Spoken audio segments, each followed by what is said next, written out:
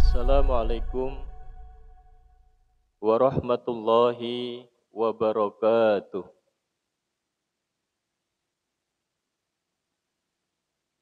Alhamdulillahi rabbil alamin. Wassalatu wassalamu ala asrafil anbiya'i wal mursalin. Sayyidina wa maulana Muhammadin wa ala alihi wa sahbihi ajma'in, amma ba'du. Pertama, marilah kita memanjatkan puji syukur kehadirat Allah Subhanahu wa taala. Allah memberikan kepada kita berbagai macam nikmat. Nikmat iman, nikmat Islam. Kalau di rumah sakit, nikmat sehat ya Pak. Kalau di kantor, nikmat kesempatan. Jadi harus lengkap kenikmatan yang selalu kita harapkan. Untuk apa? Agar kita senantiasa selalu bersyukur kepada Allah Subhanahu wa taala. Jadi intinya Allah kasih kita nikmat iman, kasih nikmat Islam, nikmat sehat, nikmat kesempatan untuk bersyukur kepada Allah Subhanahu wa taala. Bentuk syukur kita apa? Bentuk syukur kita yaitu takwa. Imtisalul awamiri wajtinabun nawahi. Syukur kita, bukti kita bersyukur kepada Allah Subhanahu wa taala, kita menjalankan perintah Allah dan kita tinggalkan larangan Allah. Bapak, Ibu, saudara-saudari, jamaah yang dimuliakan Allah Subhanahu wa taala, temanya tentang bersyukur atas nikmat yang telah Allah berikan. Ya, temanya tentang bersyukur terhadap nikmat yang Allah berikan. Pertama, Bapak dan Ibu sekalian, firman Allah Subhanahu wa taala, la in syakartum la azidannakum wa la in kafartum inna adabi lasyadid.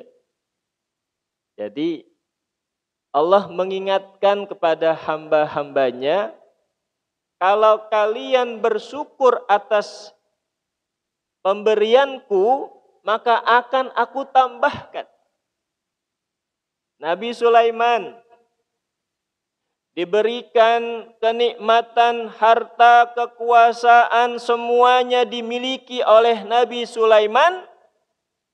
Nabi Sulaiman membuktikan syukurnya, yaitu dia jadikan kekuasaannya untuk menyembah Allah Subhanahu wa ta'ala. Ada lawannya siapa? Lawannya Fir'aun. Dikasih kerajaan, dikasih kekuatan, tetapi Fir'aun tidak bersyukur. Ya Pak? Jadi kita ketika diberi kekuasaan oleh Allah Subhanahu wa ta'ala, baik itu jabatan paling kecil lah, RT gitu, ketua RT. Itu kan kekuasaan yang Allah berikan kepada kita.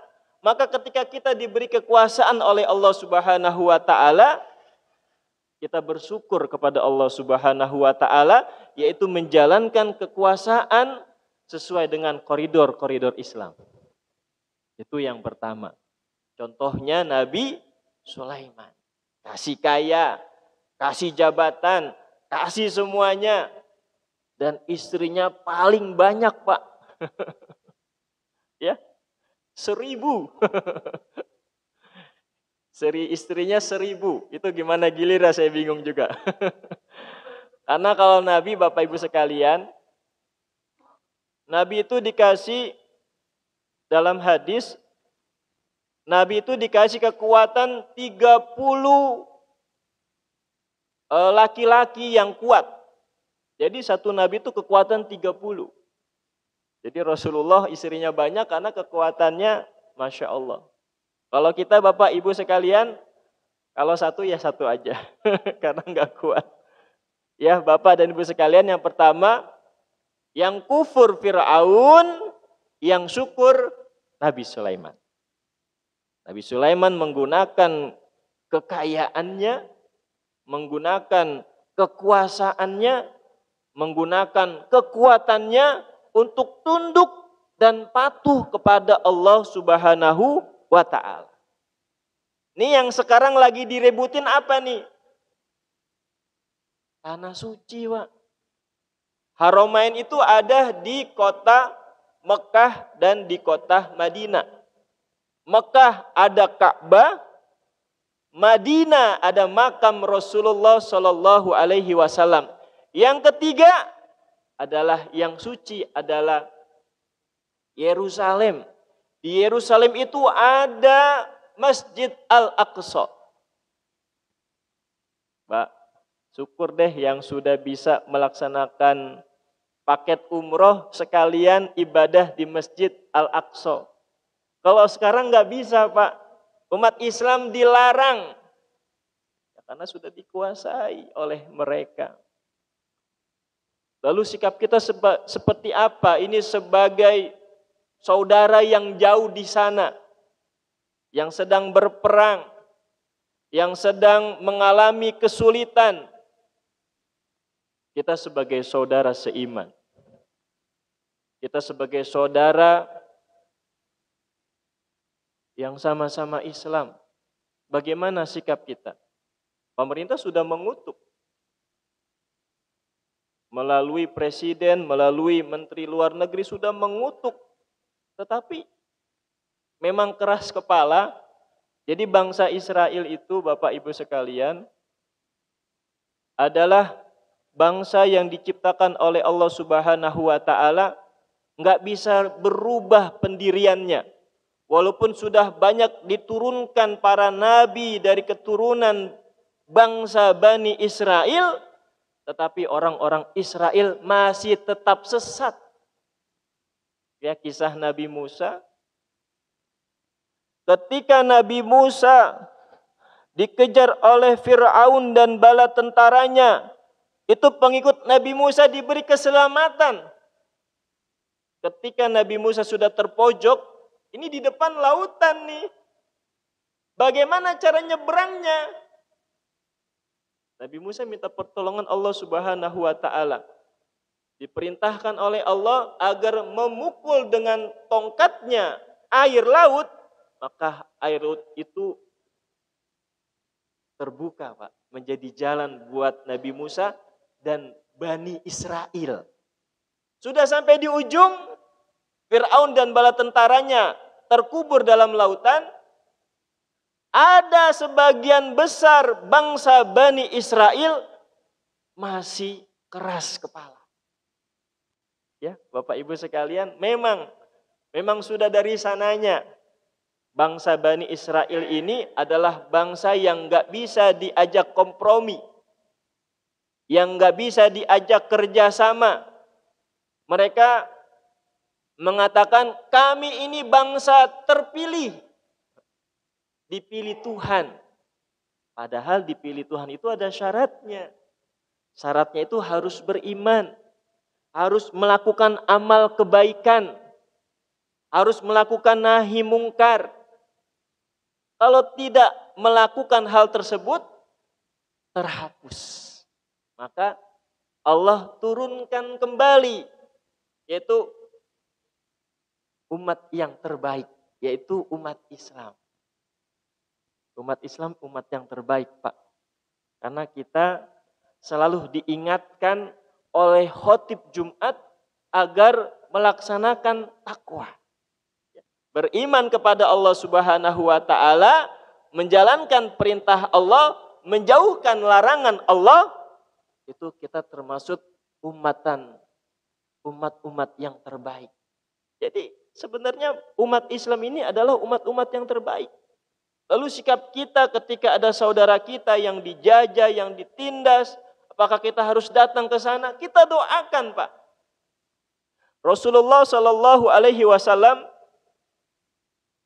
ketika Rasulullah mengutus sahabatnya untuk menyampaikan dakwah dalam satu tempat yang lain, dan sahabat Rasulullah itu dibunuh, dibantai, apa yang Rasulullah lakukan? Apakah Rasulullah langsung mengirim sahabatnya untuk menyerang satu kaum tersebut? Yang Rasulullah lakukan adalah melaksanakan doa dalam sholatnya, yaitu kunut nazilah. Maka seruan Dewan Masjid Indonesia mulai tanggal 7 Oktober ketika terjadinya perang, itu diserukan untuk umat Islam membaca kunut nazilah. Kunut memohon pertolongan dari Allah Subhanahu wa Ta'ala. Doa terus, Pak. Nanti pertolongan Allah akan datang. Apakah Allah akan turunkan penyakit? Apakah Allah akan turunkan angin? Apakah Allah akan turunkan air? Apakah Allah akan turunkan api? Apakah Allah akan turunkan binatang? Itu semua adalah makhluknya Allah. Bagaimana Bapak Ibu sekalian? Jadi kalau kita nggak sholat jamaah, waktu sholat kita baca kunut nazilah. Tanda kita merasa saudara kita dianiaya, kita bantu dengan doa. Rasulullah lakukan selama 1 bulan. Sahabat-sahabat Rasulullah yang dibunuh, yang dibantai, Rasulullah membaca doa kunut nazilah selama 1 bulan. Dan dalam doa kunut itu Rasulullah meminta agar musuh Islam itu diberikan paceklik. Masya Allah. Paceklik itu artinya tidak ada pangan yang bisa dimakan oleh musuh. Jadi banyak caranya, Pak. Bapak kirimkan donasi, Bapak baca doa, dan Bapak mendukung. Itu merupakan sebuah support bagi saudara kita. Bapak Ibu sekalian yang dimuliakan Allah Subhanahu wa Ta'ala, berlanjut lagi kepada nikmat syukur yang Allah berikan kepada kita. Lalu yang kedua, ma'asyiral hadirin, selain bentuk bahwa Allah telah memberikan kepada kita berbagai nikmat, wabil khusus, karena ini ceramahnya di masjid, Pak. Apalagi masjid di lingkungan rumah sakit. Biasanya kalau di rumah sakit itu perlu dorongan spiritual. Nasihat. Mendapatkan sebuah nasihat itu adalah keutamaan untuk orang-orang Islam, untuk orang-orang yang beriman. Jadi kewajiban kita kepada saudara kita adalah memberikan nasihat. Memberikan nasihat itu seperti memberikan sebuah wejangan spiritual. Contoh Bapak Ibu sekalian, ketika Bapak dan Ibu melaksanakan sholat, yang kita dapatkan adalah ketenangan. Enggak kenyang, Pak. Perut kita yang tadinya lapar, tetap lapar. Tadinya kita haus, tetap haus. Karena sholat itu bukan makanan fisik. Tapi sholat itu makanan ruhani. Kalau kita nggak pernah makan ruhani, Pak, nanti ruh kita kurus. Kurus itu banyak penyakitnya. Maka ketika kita lagi sakit, maka harus mendapatkan asumsi makanan berupa makanan spiritual. Salah satunya kita melaksanakan sholat, maka seorang spiritual, artinya seorang pembimbing rohani itu ketika menghadapi orang yang sedang sakit, itu diberikan motivasi untuk selalu dekat kepada Allah Subhanahu wa Ta'ala. Selalu dekat kepada Tuhan. Selalu dekat kepada penguasa yang menciptakan alam semesta ini. Kenapa diberikan motivasi seperti itu? Apakah motivasi spiritual akan memberikan kesembuhan? Pak, Bu, ini air, Bu, Pak. Ketika kita yakin air ini memberikan kesehatan buat kita, Tetapi keyakinan pertama, ini kesehatan dari Allah Subhanahu wa taala. Air hanya perantara. Ketika ion positif yang ada dalam cairan badan kita ini kita semua cairan Pak isinya. 70% cairan. Darah, nanah, air yang ada di badan kita. Ini kalau diperas nih Pak, badan kita Pak, ini semuanya cairan Pak. Jadi ketika ion positif dalam cairan tubuh kita selalu berpikiran positif, selalu dekat kepada Allah Subhanahu wa taala, saya insya Allah sehat. Ketika Bapak Ibu minum air putih ini, maka ion itu akan bertambah, menambah sehat lagi. Maka jangan pernah mengurangi ion positif dalam tubuh kita agar selalu dekat kepada Allah Subhanahu wa taala. Begitu nasihatnya biasa, dimotivasi, ibu melaksanakan sholat, ibu berdoa, bapak mengaji dekat kepada Allah Subhanahu wa taala. Yang kita dapatkan adalah ketenangan. Tenang Pak. Orang sakit itu sebenarnya bonus. Bonusnya apa? Tenang, nggak ada yang gangguin, nggak ada pekerjaan kantor. Ada nggak orang sakit ngurus pekerjaan kantor? Nggak ada.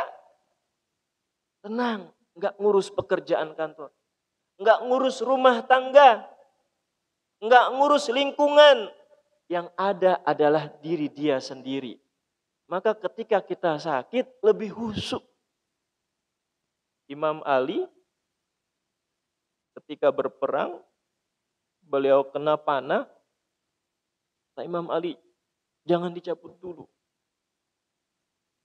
Aku mau melaksanakan sholat. Ini nanti kalau dalam fikih beda lagi pendapat Pak. Kalau fikih kan harus bersih darahnya. Harus bersih baru melaksanakan sholat. Tetapi dalam keadaan genting, dalam perang, bagaimana luka itu harus disembuhkan dulu, maka Imam Ali melaksanakan sholat. Ketika Imam Ali melaksanakan sholat, pesannya nanti ketika aku sholat, cabut itu panahnya. Imam Ali sholat 2 rakaat. Baru rakaat pertengahan rakaat kedua itu dicabut. Imam Ali tidak merasakan apa-apa. Teriak-teriak gitu. Karena tenang Bu, Bapak sekalian. Ini ketika kita bersyukur, kita buktikan syukur kita dengan melaksanakan ibadah kepada Allah, maka kita akan mendapatkan ketenangan. Ketika kita tenang, khusyuk, itu insya Allah kesehatan ada dalam diri kita. Jadi biasanya kalau orang sakit itu hidupnya nggak tenang. Pak, saya sudah sholat Ustadz, sholat tahajud, sholat jamaah, sholat duha, semua sholat saya lakukan. Kok saya masih sakit? Koknya diilangin. Nabi Ayub diberi sakit oleh Allah Subhanahu wa taala 7 tahun. Padahal Ayub itu super ibadahnya Pak. Tahajudnya, duhanya. Mungkin kalau sekarang tahajud atau duha. Tapi nabi-nabi terdahulu mereka melaksanakan sholat. Tetapi dengan syariat yang berbeda. Itu kurang apanya Nabi Ayub melaksanakan ibadah. Tapi kok Allah kasih penyakit kepada Nabi Ayub.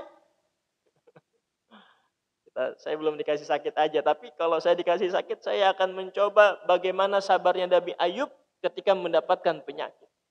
7 tahun. Nikmatnya yang Allah berikan, banyak anak, banyak keluarga, dicabut semuanya. Punya harta, kekuasaan dicabut oleh Allah Subhanahu wa taala. Kata setan, Nabi Yusuf masih sehat, dicabut kesehatannya oleh Allah Subhanahu wa taala. Dikasih sakit. Tapi Nabi Ayub masih sabar. Tahun. Ketika kesabarannya itu Allah terima, Allah ganti semuanya. Sehat lagi. Kekayaannya dikasih lagi. Anak istrinya diberikan lagi. Tapi dengan kembalinya itu semua, ibadahnya Nabi Ayub makin taat. Saya punya kawan dan guru saya, namanya Kiai Haji Muhammad Mahdi, muadzin Masjid Istiqlal. Pernah sempat divonis mati, divonis mati karena sakit paru-paru. Dan waktu saya nengokin itu kurus Pak, kurus banget. Dan mungkin ya cuma di kulit nempel tulang aja, itu sangat kurus. Tapi Ustadz Mahdi sabar, guru saya sabar. Menerima bahwa penyakit yang Allah berikan kepada saya, ini adalah sebuah nikmat. Dijalanin sama dia. Dia hanya minta sama gurunya ada beberapa amalan, dia baca amalan tersebut, dia yakin sama Allah Subhanahu wa taala, dan sekarang vonis mati itu hilang. Beliau sehat sampai sekarang. Jadi artinya Bapak dan Ibu sekalian, ketika kita divonis oleh dokter, karena memang ada mukjizat. Terkadang dokter juga bingung, ini kok tiba-tiba kamu sembuh? Yang menyembuhkan diri kita adalah diri kita. Dokter, obat itu semua perantara. Tapi awal kesembuhan itu ada dari kita. Maka dari syukur, kita melaksanakan ibadah kepada Allah, maka kita akan mendapatkan kehusuan atau ketenangan. Dari kehusuan ketenangan kita akan mendapatkan mukjizat atau maunah dari Allah Subhanahu wa taala. Pertanyaannya, Nabi Ayub siapa yang nyembuhin? Sakit, semua badannya penyakit, bahkan dalam kisah itu banyak ulatnya, itu siapa yang nyembuhin? Bukan dokter, bukan obat, tetapi Allah Subhanahu wa taala memerintahkan Nabi Ayub untuk mengambil air, perantaranya air, sama juga nanti perantaranya dokter sama obat, diambil air, lalu air itu dimandikan ke badan Nabi Ayub, maka Nabi Ayub menjadi sembuh. Begitu juga dengan kita ketika sakit, Bapak Ibu sekalian. Dokter, obat, perantara, seperti air tadi. Maka yang pertama yang harus kita lakukan, kita harus yakin kepada Allah Subhanahu wa taala sebagai asyifa. Nama masjidnya asyifa, penyembuh.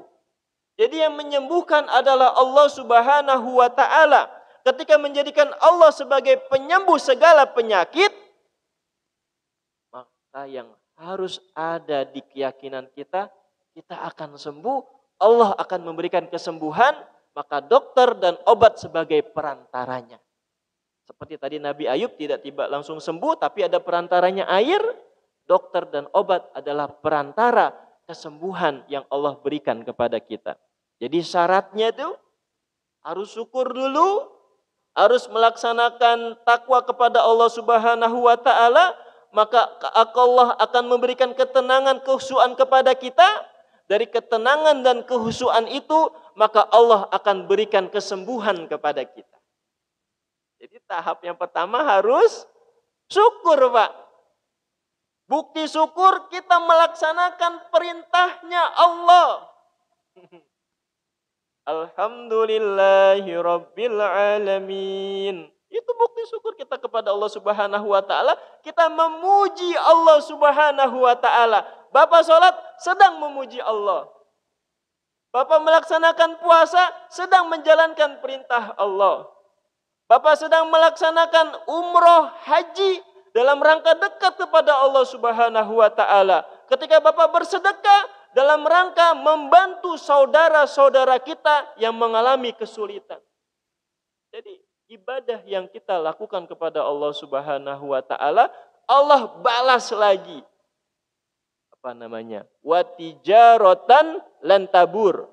Ketika kita berniaga kepada Allah Subhanahu wa taala, maka Allah akan balas niaga tersebut. Dan kayak gini Pak, Bapak Ibu yang dimuliakan Allah. Kita sholat nih. Balasannya kan pahala. Balasan pahala itu seperti ketika transaksi jual beli, saya jual, maka saya beli. Ketika kita sholat, kita dapat apa dari Allah Subhanahu wa taala? Apakah hanya dapat pahala saja? Ternyata dari ibadah yang kita lakukan, Allah balas. Bukan balasan berupa uang, Pak. Uang kecil.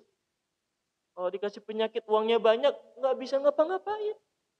Maka yang terakhir yang harus kita lakukan untuk kesembuhan diri kita, kita dekat kepada Allah Subhanahu wa taala. Contohnya Nabi Ayub. Dan ketika kita diberi kekuasaan, diberikan jabatan, lihatlah bagaimana kebijakan Nabi Sulaiman.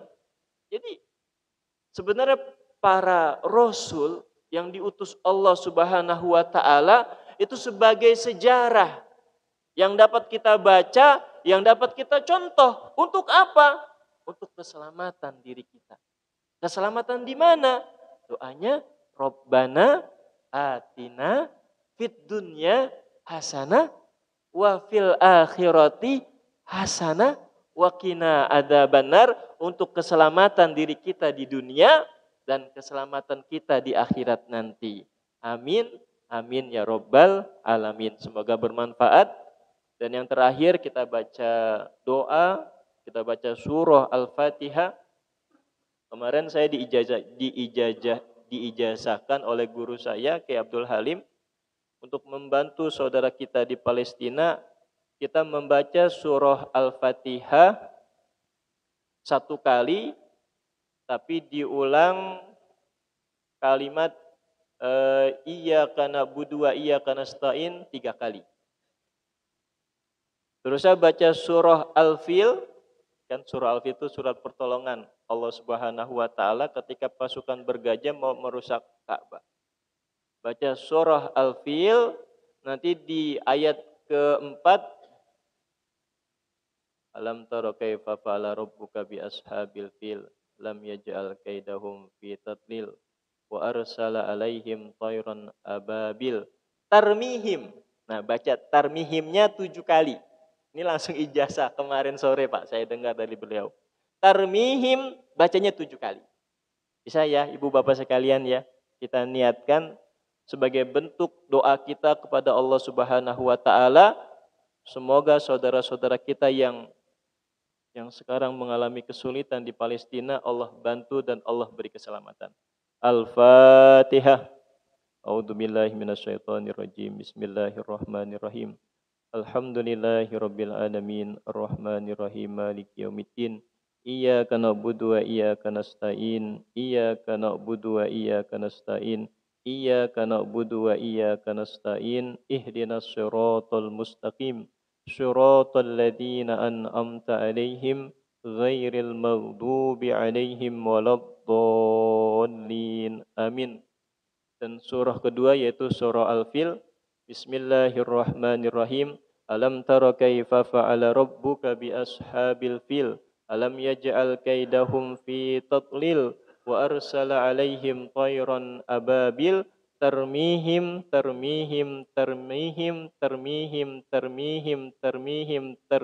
bihijaratin min sijil faj'alahum ka'asfim ma'kul.